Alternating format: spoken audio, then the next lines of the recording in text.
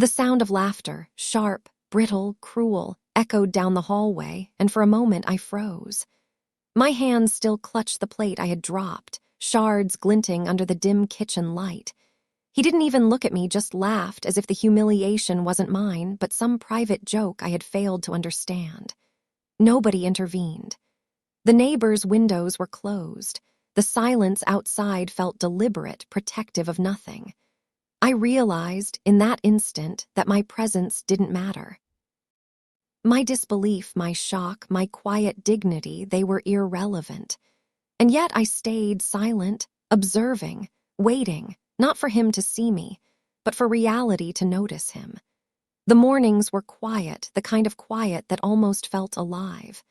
I would wake before the sun, drawn to the soft hum of the neighborhood as it shifted from night to day.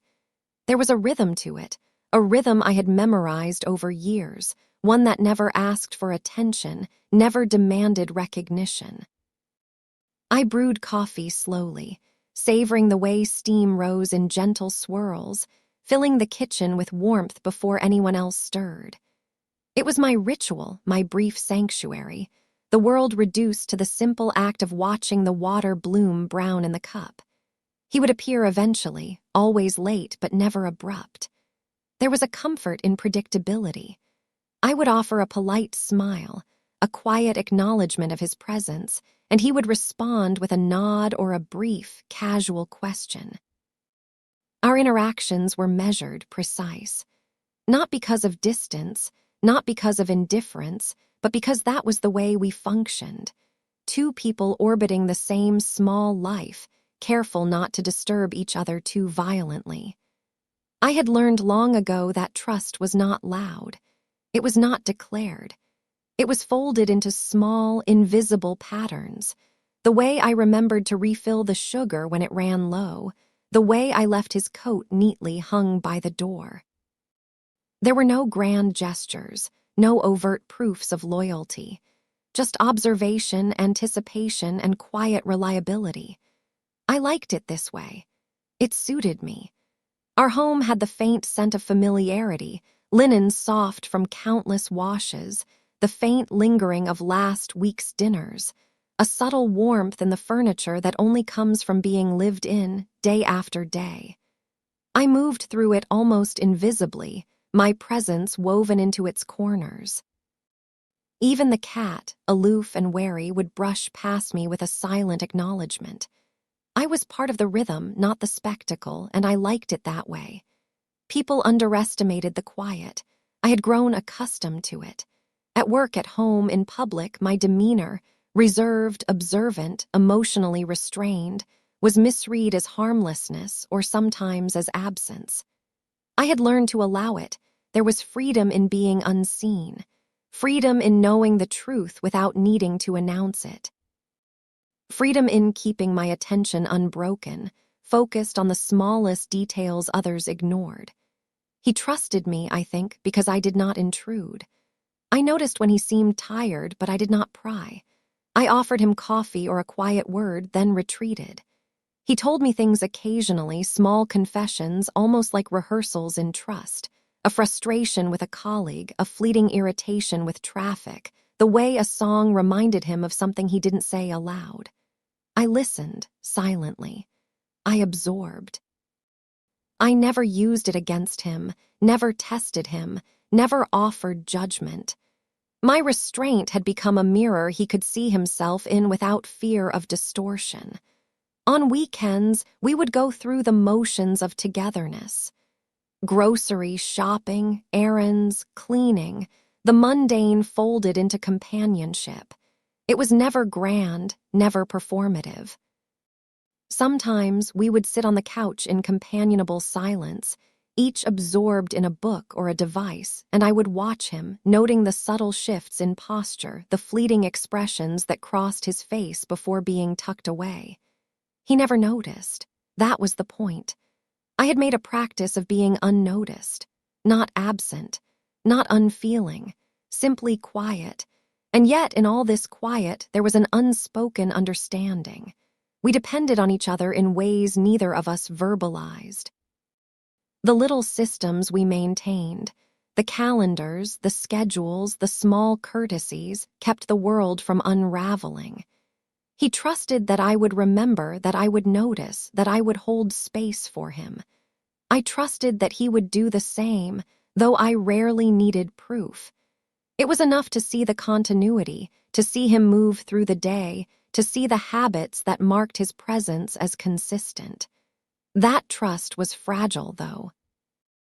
I felt it sometimes in fleeting pangs, a hesitation in his tone, a glance that lingered too long, a pause that seemed unnecessary, but I dismissed it. I had learned the value of patience. I had learned that the mind could invent danger where none existed, and that attention could magnify shadows until they eclipsed reality. For now, the world was calm, predictable, safe, and I believed in it. It started with small things, almost imperceptible, the kind of disturbances that could be explained away. A glance that lingered too long on a phone's screen, a laugh that didn't quite reach his eyes. I noticed, but I did not react. I had learned that tension often resolves itself or is a reflection of my own anxieties rather than reality. Still, the quiet in our home began to feel different, heavier, taut, as if the air held its breath around us. I remember the first Sunday it happened. He had been unusually attentive, hovering over details that normally went unnoticed.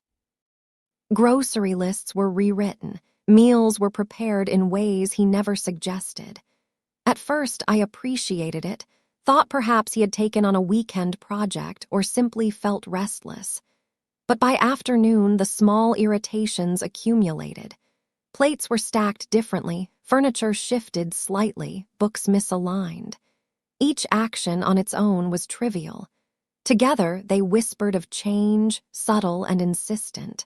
Workdays became a different sort of strain. I began noticing inconsistencies in his stories, the tiny contradictions that he brushed off with a casual shrug. Meetings he claimed to have attended didn't appear in any calendar. Calls he said he had answered left no trace. I checked, silently, making sure I hadn't misunderstood. Nothing was conclusive, yet the feeling persisted. Something was not as it should be.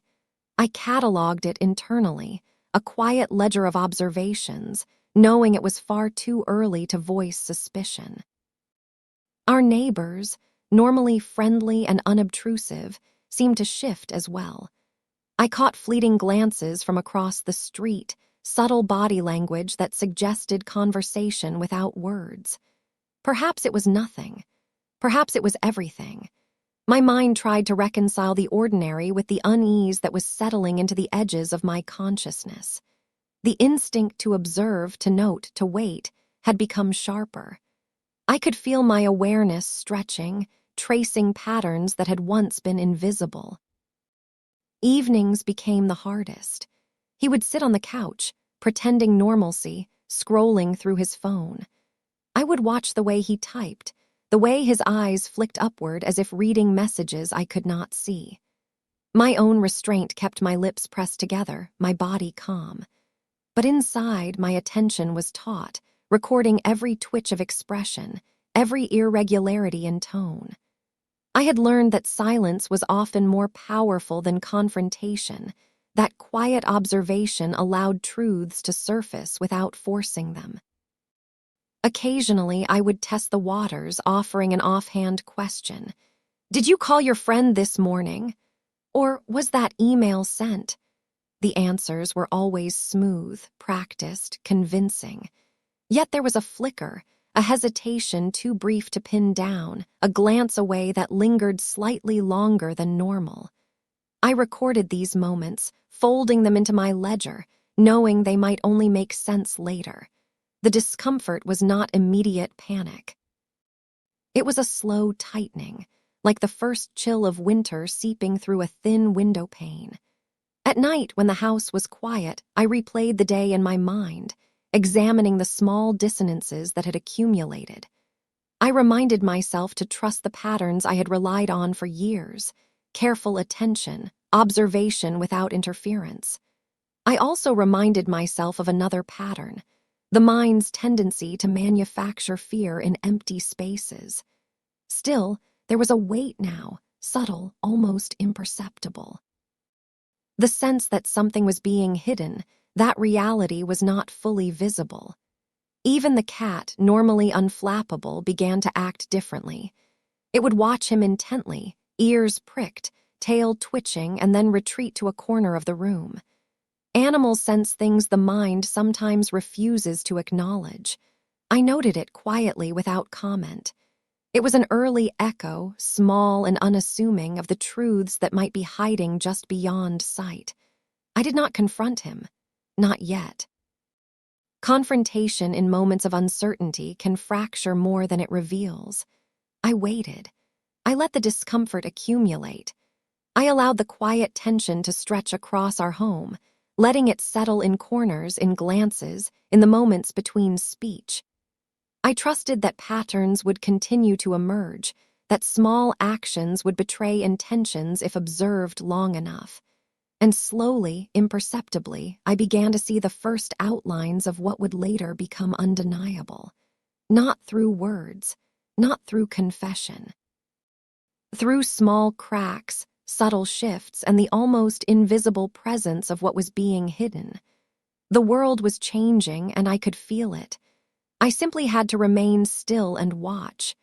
The first red flags were undeniable, though I did not speak of them. They were no longer subtle, easily dismissed as trivial missteps or coincidences. They demanded attention, but I maintained my silence, recording instead of reacting. There is a difference between noticing and accusing, and I had learned to preserve that distance. I observed, catalogued, and waited. It began with a message left open on his phone, a string of words that did not fit the life he presented to me. I did not read it fully, not immediately, but the presence of secrecy was clear. Later, he would claim it was nothing important, a fleeting chat with a colleague, a misdelivered notification. His tone was smooth, untroubled, rehearsed. I felt the familiar weight of dismissal settle in my chest, the kind that tells you not to trust your own perceptions. And yet, I had learned that silence often reveals more than confrontation ever could. At work, I noticed him becoming distant in ways that mirrored his home behavior. His stories no longer aligned. He referenced meetings I knew never happened, described events I could not verify, and spoke with certainty about interactions he could not have had. I began cross-checking, quietly, without accusation. Documents, calendars, emails, they were small systems of truth that had once been invisible. Now they illuminated inconsistency after inconsistency. Friends, too, became part of the pattern. A passing comment from a mutual acquaintance hinted at gatherings I had never been invited to. A laugh shared between them carried a familiarity I had never noticed, a closeness that bypassed me entirely. I made no mention of it, no question, no challenge. Observation remained my only weapon. My restraint allowed me to maintain clarity, and clarity was what would matter when truths finally surfaced. At home, I began noticing small deceptions embedded in everyday routines. Receipts tucked into drawers, emails left unopened, appointments conveniently forgotten. Each alone could be explained away, but together they formed a lattice of concealment. I could feel the shift in the house's atmosphere, a subtle tension, the kind that makes silence feel almost oppressive. I moved through it with the same quiet attentiveness I had cultivated for years, noting the irregularities without giving them power through confrontation. One evening, I caught him lying about a simple matter of money, an expense I knew nothing of, a transaction I could verify through records. When I questioned him, he smiled, a faint flicker of condescension in his eyes. "It's nothing," he said. "Why make it a big deal?" There it was again. The same laughter I had heard during earlier moments of humiliation, now paired with calculated dismissal. I felt the familiar tightening in my chest, a cold understanding that my instincts had been correct all along. Even minor gestures became suspect. A sudden need for privacy, a careful avoidance of my gaze, the way he spoke more softly on the phone when I entered the room. These were not actions meant to be discovered. They were actions meant to be concealed. Yet, because I watched quietly, they became visible. I began to map them, each one a thread leading toward the truth I had suspected but could not yet name aloud. Sleep became irregular, though I did not speak of it. I would lie awake, replaying moments, piecing together timelines, reconstructing conversations. I was careful to separate assumption from evidence, emotion from observation. It was exhausting, this constant vigilance, but I had learned that exhaustion was a small price to pay for clarity. The mind, sharp and quiet, becomes a tool when the world attempts deception. By the third week of noticing these patterns, a profound shift had taken place within me. I no longer relied on his words, nor on the reassuring routines of daily life. I relied on what I could verify, the subtle truths hidden in records, gestures, and patterns. I had become a witness to the life around me, a silent archivist of betrayal in its earliest, most delicate form. The red flags were no longer flickers. They were solid, undeniable. And yet I said nothing. I did not confront. I waited, observed. Let the systems, the witnesses, and the traces of reality do what words could not. The danger was no longer potential. It had arrived quietly, hidden behind ordinary routines and practiced smiles. And I knew that the first step in reclaiming clarity was to remain invisible, to remain calm, and to let the truth rise without interference. By now, the subtle shifts had grown into a persistent weight. I could no longer ignore the inconsistencies, the traces of deception, yet every time I attempted to broach a concern even indirectly, he deflected, laughed, or turned it into my fault. The pattern was unmistakable. I was being gaslit, my perception systematically undermined. And I stayed silent, restraining the impulse to argue, because I knew the true power lay not in words but in documentation, in observation, in quiet accumulation of evidence. The first time he mocked me directly, it was so casually, so effortlessly that I almost questioned myself. A misplaced plate, a forgotten errand, something minor that I had overlooked. He laughed, sharp and cold, and said, "You really think you notice everything, don't you? Funny how often you're wrong." I felt my chest tighten. Humiliation had a sound in that moment, his laughter filling the space, coating the air, leaving me exposed. I said nothing. I did not defend myself. I simply catalogued silently. Every interaction became a test, a delicate trap. If I raised a point, he would twist it, reframing the situation until I began questioning my own memory. A conversation about finances became about my insecurity. A question about his day became a demonstration of my overthinking. I realized slowly that the strategy was consistent: undermine perception, normalize doubt, and dismiss observation. Even friends and colleagues, when mentioned, were subtly implicated. "You imagine things," he would say. "You make mountains out of molehills." The repetition became rhythm, insidious and precise. It was not only words. The gaslighting extended into physical gestures, deliberate omissions, calculated silences. Messages would be deleted before I could see them. Events would be misremembered when I tried to reference them. Small things, an email that vanished, a receipt that disappeared, a text never sent, all became proof of my own supposed unreliability. I began to notice the strain it imposed on me, small cracks of doubt creeping into my thinking, even as my instincts screamed that something was wrong. There were moments when others seemed to see it fleetingly. A friend who looked at me, concerned, as if asking silently whether I was okay. a neighbor who lingered slightly too long at the doorway. But these moments were ephemeral. They did not intervene. They were witnesses without power, and I began to understand that the world rarely interrupts the carefully orchestrated control of someone determined to hide truth. I learned to speak carefully, to phrase questions in ways that could not be weaponized. I noticed became, I'm wondering if small linguistic adjustments, subtle shifts to protect myself while still observing. And observe I did because the systems, the records, the traces, the small witnesses of behavior never lied. They were my only refuge from the relentless dismissal that had become daily life. He escalated gradually, testing limits. He would laugh as I questioned a charge on a bill, twisting it to show my supposed incompetence. He would mock my concern when I noticed a friend's curious glance, framing it as paranoia. He did not shout, he did not strike, he did not need to. Control was asserted quietly, invisibly, through manipulation of perception and emotional weight.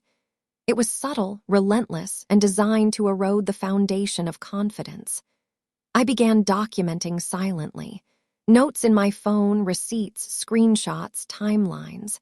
Each discrepancy became a thread, a line in a ledger I alone maintained. I did not speak of it. I did not show it. I simply recorded. This was my way of asserting presence, of countering the gaslighting with evidence that could not be denied. Each time he tried to turn my observation against me, the ledger grew.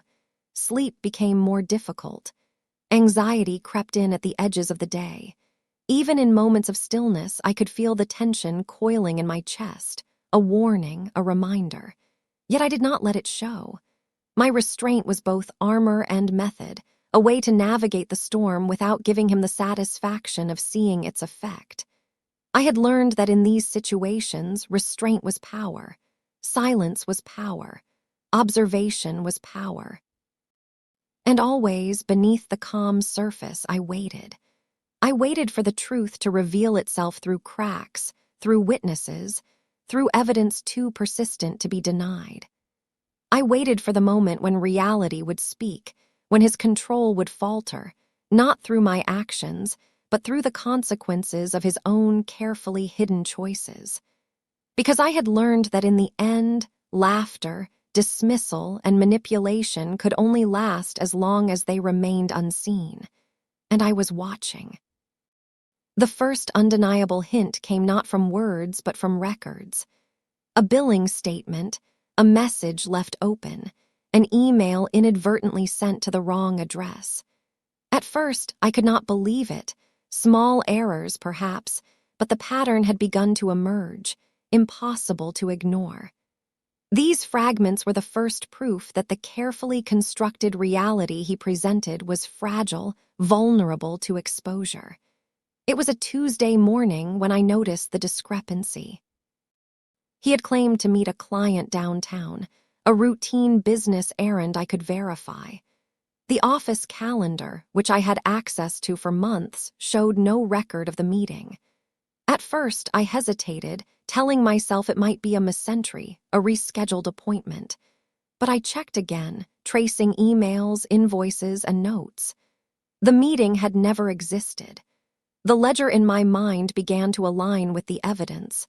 Small, consistent, undeniable inconsistencies. Later that day, a friend of his unknowingly corroborated what I suspected. She mentioned something in passing, a conversation he had described differently to me. Her version aligned perfectly with the gaps in his timeline. She spoke casually, unaware that she was lifting a veil I had long suspected existed. I said nothing, kept my calm, stored the moment alongside the other fragments. Witnesses often reveal more than confrontation if you know how to pay attention. At home, patterns became impossible to ignore. Receipts that had disappeared appeared elsewhere.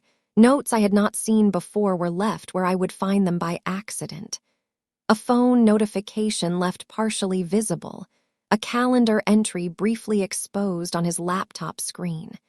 Each was small, inconclusive alone, but together they formed a lattice of evidence that could not be ignored. The truth was leaking through the systems he had relied on to conceal it. I observed his reactions carefully, as always. He had not yet realized that his concealment was failing. There was a subtle tension in his movements, a slight hesitation in tone when he thought he was alone. These micro-behaviors are often the first cracks of exposure, and I cataloged them silently, carefully, like a detective piecing together a case without ever entering the interrogation room. Even the neighbors, oblivious to the larger stakes, contributed pieces to the puzzle. I noticed their fleeting glances, the careful avoidance of direct eye contact, subtle shifts in behavior that hinted they had overheard or witnessed things I could not see. I did not speak to them, did not probe, but I noted these moments as confirmation that the web of secrecy was no longer intact. There were witnesses, and their presence made concealment more difficult. I began compiling these fragments systematically. Screenshots, notes, timelines, receipts, everything was cataloged meticulously. I did not confront him. I did not accuse. I simply recorded. My restraint had become deliberate. The truth, when fully revealed, would need no dramatic declaration. It would speak for itself. There were moments when doubt crept in. Could I have misread the evidence? Was I projecting suspicion onto innocuous behavior? The human mind is prone to constructing stories from fragments, to seeing patterns that are not there. But the accumulation of multiple independent confirmations, the system records, the accidental leaks, the inadvertent corroboration from others, quietly silenced that doubt. The patterns were consistent. The evidence was converging. The emotional weight was substantial, though invisible to the world. I moved through my days with a dual consciousness, one foot in routine, maintaining appearances, the other entrenched in observation, analysis, and silent preparation. Sleep became a series of fragmented hours, punctuated by mental reconstructions of timelines, conversations, and evidence trails. The psychological cost was high but necessary. Clarity demanded vigilance, and vigilance required restraint. By the end of that week, the first partial exposure had been cemented. I did not celebrate, did not react, did not speak. Instead, I continued to observe. The systems were betraying him quietly. Witnesses were revealing truths he believed invisible, and reality, no longer under his complete control, began to shift. I understood something crucial in that moment. Exposure is not instantaneous. It is incremental. The smallest inconsistencies, the unnoticed details, the accidental leaks, they gather strength over time. Confrontation, anger, or accusation are premature until the full lattice of truth has formed. My role was not to force revelation, but to allow it to emerge naturally through the structures he had sought to manipulate. And so I waited. I cataloged. I absorbed every signal, every hint, every overlooked trace. I allowed the world to record what he had tried to erase. Slowly, imperceptibly, reality began to tilt in my direction, unspoken and undeniable. The first cracks were enough to prove the method of betrayal, though not yet its full extent. I did not need to speak. I did not need to act. I had learned that patience, observation, and evidence are more powerful than confrontation. The truth was leaking, and in that slow drip, the foundation of control he had built was beginning to collapse. I remained quiet. I remained calm. But inside, a single thought anchored me. When the full exposure came, it would arrive not through my voice, but through the systems, the witnesses, and the inevitable consequences of his own choices. The tension had thickened into something almost tangible. I could feel it in the way the air pressed against my skin, in the subtle tremor of his voice when he believed no one was listening, in the careful avoidance of eye contact that had once been effortless.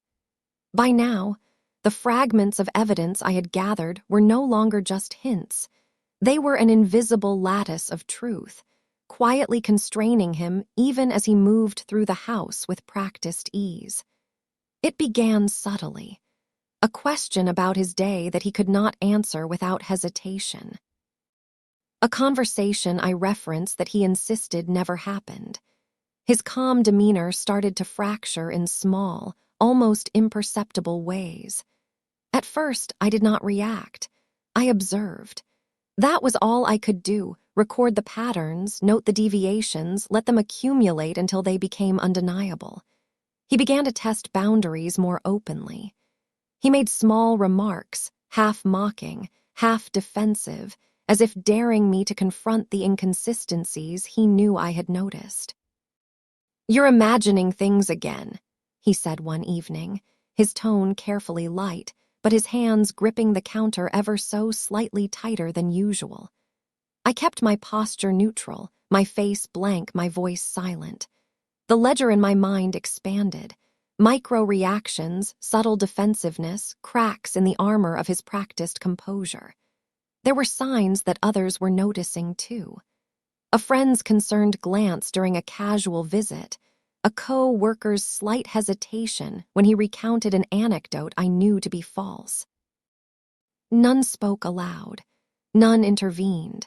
But their presence, the silent acknowledgement of incongruence, strengthened the weight of truth pressing against the facade he had so carefully maintained. I did not need their words. The patterns were enough. At night, I would go through the house, retracing his steps, reconstructing his claims, cross-referencing with the evidence I had collected. Receipts, messages, witness statements, timestamps, they all began to align in a narrative he could no longer fully control. I did not confront him. I did not accuse. I simply let the reality of his own inconsistencies tighten around him, like a slowly closing loop. He began to react in ways that were more telling. Small irritations became sharper. Laughter that had once masked control now faltered. A sigh that carried more weight than conversation. He checked his phone too often, carefully repositioned documents that had been exposed by accident, recalculated narratives to align with what he believed I could or could not verify. His world had contracted. Every move was measured against the invisible ledger I maintained.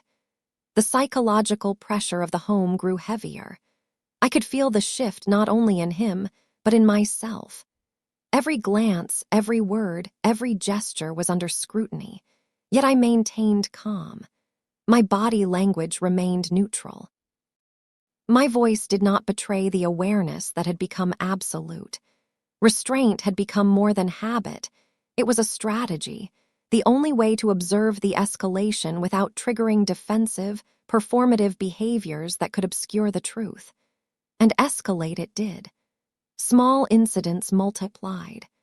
A misdirected message accidentally revealed another inconsistency. A friend let slip a detail he had assumed hidden. Each exposure was met with feigned ignorance, with deflection, with attempts to normalize. But the system, the records, the witnesses, the patterns, was no longer something he could manipulate entirely. His control was faltering, though he did not yet realize it fully. He began to act predictably under pressure. Subtle aggression replaced casual mockery. The same laughter that had once been brittle and dismissive now had an edge, a sharpness that cut through the quiet of our home. And yet I remained still, letting it play out, cataloging, observing, noting the physical and emotional shifts that revealed the cost of his deception. I understood something critical. Escalation is not random. It is a reaction to exposure, a tightening of control in the face of systems that cannot be lied to, witnesses that cannot be silenced, consequences that cannot be ignored. And I watched as he tightened, recalculated, and faltered under the weight of his own inconsistencies. By the end of the week, the home had become a landscape of tension. Every interaction carried the subtle charge of unspoken truth. Every misstep he attempted to conceal left a mark in the ledger I maintained. His control, once absolute, was now constrained by the very mechanisms he had thought invisible. And I remained quiet, calm, patient. I did not speak. I did not react. I let the escalation do the work that confrontation never could. The systems, the witnesses, and the traces of truth were sufficient. In the stillness, in my silence, reality itself was beginning to reclaim the balance he had tried to manipulate. In that quiet observation, I realized the profound weight of what had unfolded. Betrayal is often a slow collapse, revealed not in explosive moments, but in the cumulative effect of small truths that cannot be hidden forever. And I had waited, restrained, and recorded, letting the inevitable consequences of his choices begin to emerge, without my interference, without my declaration. The escalation had arrived. The moment of reckoning was approaching, and I remained still, letting reality, not rage, speak the final truths. The breaking point did not arrive with a shout or a slam. It came quietly, imperceptibly, in a moment of stillness where the weight of truth settled over me like dust in a sunbeam. I had catalogued every inconsistency, every lie, every manipulation. I had traced timelines, preserved messages, and observed witnesses, letting the evidence accumulate until it formed a lattice that could not be denied. Yet even with this clarity, I felt the cost, the erosion of certainty, the tension coiled tightly inside me, the constant vigilance that left little room for peace. It was a Thursday evening when I felt it most keenly. He was sitting at the table, the habitual ease gone from his posture, hands fidgeting with a pen, eyes flicking to a message that I had already seen but chosen to ignore in the moment. His calm had thinned, replaced by careful calculation, as if he were measuring every word, every gesture, every breath. And I realized fully that the power dynamics had shifted, not because I had taken action, but because the quiet truth had begun to press against him. I wanted briefly to speak, to confront, to demand acknowledgement of the countless betrayals, the small cruelties, the laughter that had once humiliated me. But the lesson had been clear for months. Confrontation in this moment would be performative. It would grant him a stage. It would allow him to deflect again. The breaking point, I realized, was not the moment to act. It was the moment to choose restraint, to let the consequences unfold naturally. The room was quiet except for the faint hum of the refrigerator. I observed him, noting the micro-expressions that betrayed his internal disarray. A twitch of his lip, a brief tightening of his jaw, a glance away that lingered too long. These were the cracks I had been waiting for, not the dramatic revelation I had imagined in restless nights. I catalogued silently, my mind running through evidence, timelines, confirmations. The truth was undeniable, and yet I said nothing. I thought of the ledger I had been maintaining, the small archive of his actions that had been accumulating like sediment. Each note, each screenshot, each witness corroboration. These were more powerful than any confrontation. They were impartial. They did not require theatrics. They could not be silenced. I understood now that my breaking point was not about emotion. It was about recognition of what had been gained through quiet vigilance. There was a physical sensation, subtle but persistent, like a tension in the chest that would not fully release. My body had adapted to months of quiet observation, and yet the moral weight of witnessing betrayal without speaking pressed down on me. I had been patient, methodical, restrained, but the human mind strains under knowledge it cannot share. The cost was emotional, silent, relentless. I thought of him, of the power he had wielded through deception, through laughter, through dismissal. And I understood that the greatest power was not his, and had not been for some time. The power lay in truth, in evidence, in observation patiently gathered and quietly preserved. The breaking point was not in me losing composure. It was in understanding that restraint was now the only form of agency I truly possessed. I could have reacted, of course. I could have confronted him with anger, with accusations, with the theatrical weight of revelation. But what would that accomplish? Temporary satisfaction. A fleeting sense of justice. No, the systems, the witnesses, the evidence, they were already in motion. The consequences were quietly assembling, independent of my voice. To act prematurely would have been to step out of the current and force a rip in the timing of reality itself. So I remained calm, silent, restrained. I let the tension accumulate, observed the fraying edges of his composure, recorded the small inconsistencies that became larger by their repetition. I allowed myself a brief, internal acknowledgement of the moral clarity I had gained. I had seen the betrayal fully, without interference, without spectacle. I had preserved my own integrity while the consequences began to unfold in the background. In that stillness, I felt a profound shift. I was no longer just an observer. I was a vessel of truth. My restraint had become deliberate, strategic, a quiet dominion of power exercised through patience. I understood fully that the cost of exposure was not mine to bear in dramatic fashion. It was his. And the mechanisms of reality, records, witnesses, undeniable facts, would deliver it in their own time. The breaking point was reached not through noise, not through confrontation, not through anger. It was reached in recognition of betrayal, of the cost borne silently, of the power that comes not from reaction but from calm persistence. I felt the weight settle, heavy but controlled, and I knew the next steps would no longer require my voice. The world would do that for me, and I remained quiet, steady, unshaken on the surface, calm, restrained, observant, ready to witness the inevitable consequences of choices he had made while believing himself untouchable. The consequences arrived quietly, without fanfare. There were no shouting matches, no dramatic confessions, no immediate reckoning. Just a gradual, unavoidable unspooling of the carefully constructed world he had maintained for months. The systems I had observed, the evidence I had documented, and the inadvertent witnesses he had ignored all began to converge, leaving him exposed in ways he could no longer manage.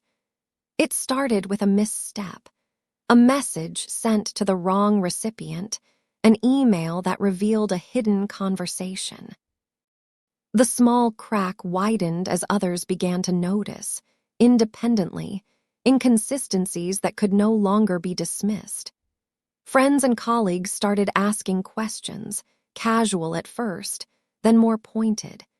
Each inquiry, each observation, chipped away at the carefully maintained facade. I watched silently, noting the micro-reactions that betrayed his internal panic. A flicker in his eyes, a hesitation in his tone, the subtle tremor of hands that had always seemed steady. The first tangible consequence came through his own environment. Documents he had assumed hidden were exposed, revealing patterns of deception too precise to be coincidental. Messages, receipts, and notes, all part of the invisible record I had quietly maintained, surfaced naturally through mistakes and oversight. He attempted to reclaim control, but the structures of truth were stronger than any attempt at manipulation. I had never needed to speak. Reality itself was speaking for me. Friends who had once been casual observers now began to respond. Their concern shifted from vague unease to quiet confrontation, not of me, but of him. They asked questions he could not answer consistently. They compared timelines he could not reconcile. The world outside the house, previously irrelevant, became an amplifier of the truths he had sought to hide. I remained a silent witness, restrained, observing the collapse unfold without interference, knowing that every small detail added weight to what was already inevitable. He began to fracture under the weight of exposure. The same laughter that had once belittled and dismissed now faltered. He attempted charm, explanation, and deflection, but each move only drew attention to his inconsistencies. Micro-expressions betrayed him. The slight tension in his jaw, the fleeting glance away, the controlled breathing that could not mask internal panic. Every effort to reclaim authority failed because authority had shifted quietly to truth itself, objective, impartial, undeniable. I noticed a subtle shift in how he moved through the house. The confidence that had once been effortless now required calculation. Every interaction was measured, as if testing reality to see what could still be controlled. But control was gone. Not because of confrontation, not because of anger, not because of spectacle, but because the structures he had ignored or manipulated were asserting themselves. Systems, witnesses, and evidence, the quiet mechanisms of reality, had begun to exact their toll. The psychological impact was profound, though not dramatized. He became tense, watchful, defensive. I observed from a distance, restrained, noting the small cracks in his composure, the silent acknowledgement in his posture that he could no longer dictate how reality interpreted his actions. I did not speak, did not interfere. I had learned that the most powerful consequences are those delivered without announcement, without performance, without my intervention. Meanwhile, I began to feel a slow, creeping release of tension myself. The weight of observation, of restraint, of patience, now carried a different quality, not relief born of triumph, but relief born of clarity. The moral burden I had carried, the knowledge of betrayal, the careful maintenance of truth, was now shared with reality itself. My ledger, my witness, my careful observation, all were active participants in the quiet consequences unfolding. By the end of the week, the full picture had emerged. The hidden conversations, the manipulated facts, the dismissals and laughter, everything was exposed, undeniable, corroborated by both systems and witnesses. He could no longer rely on charm, deception, or control. Reality had intervened not violently, not theatrically, but with the inevitable weight of truth. And through it all, I remained calm, restrained, silent. I did not gloat. I did not celebrate. There was no spotlight, no vindication, no public acknowledgement of my patience. I had only observed, catalogued, and allowed reality to administer consequences on its own timetable. And in that quiet observation, I understood the profound truth. The world does not need witnesses to punish betrayal. It simply allows the consequences to emerge, and those who underestimate it find themselves constrained by their own choices. The house, once a stage for laughter and dismissal, became a space of quiet reckoning. The consequences were real, undeniable, and finally, irrevocable. And I, having observed them without intervention, understood the cost, but also the necessity of patience, restraint, and careful attention. The house was still. The laughter, the dismissive tones, the careful manipulations, they had all vanished, replaced by a quiet that was heavy but unremarkable. He moved through the rooms with measured steps, aware now that every action left a trace he could not erase. There was no apology, no acknowledgement, no public unraveling. Just the slow, inevitable weight of reality pressing against him, a consequence too precise to be avoided. I watched him from the corner of the kitchen, my hands folded, my face calm. The ledger of months, of observations, notes, timelines, and silent records was complete, though it remained unspoken. I did not need it to be read aloud. The systems, the witnesses, and the evidence had already done their work. Truth had its own quiet power, and in that stillness it was enough. Outside, the world continued, indifferent and oblivious to the intimate collapse that had unfolded behind closed doors. There were no dramatic reckonings, no public vindications, no speeches of triumph. Just small actions that now carried weight, emails corrected, conversations aligned, schedules restored. The invisible threads of deception were severed, and in their place a calm reality took hold. I sat, silent, feeling the tension in my chest slowly loosen. There was no joy here, no satisfaction. Betrayal leaves a mark, even when the truth emerges. But there was clarity. There was evidence of patience, of restraint, of quiet endurance. I had seen everything, observed everything, and allowed reality itself to deliver consequence without spectacle. He lingered in the house for a few moments, then retreated to his room. I did not follow. I did not intervene. The space between us was filled with unspoken acknowledgement. He knew he could no longer hide, and I knew there was nothing left to prove. The house returned to its rhythms. The silence settled, heavy but steady. And I remained, quietly present, a witness to truth, the calm in the aftermath, carrying the weight of clarity without the need for acknowledgement, without the need for applause. It was over. Not with a confrontation, not with victory, just with the quiet, devastating, unalterable presence of reality.